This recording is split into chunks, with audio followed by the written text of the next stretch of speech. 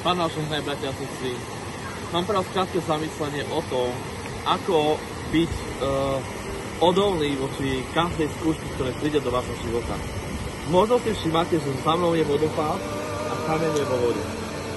Tento vodopád môže predstavovať váš život, ktorý takto teraz prúdi.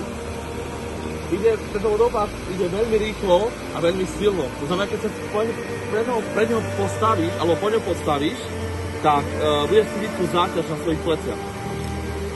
Chcem ti povedať, že tento vodopád je tvoj život a tieto kamene, ktoré tu vidíš na tejto zemi, môžu byť problémy, ktoré prichádzajú do tvojho života, ktoré môžu brzdiť tento prúd vody, ktorý môže tiecť.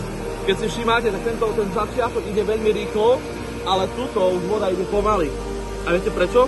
Pretože kamene sú tam.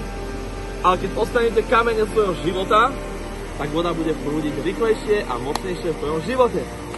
Pozrite na mládež každý útorok 6:15. Pán ťa žehnaj.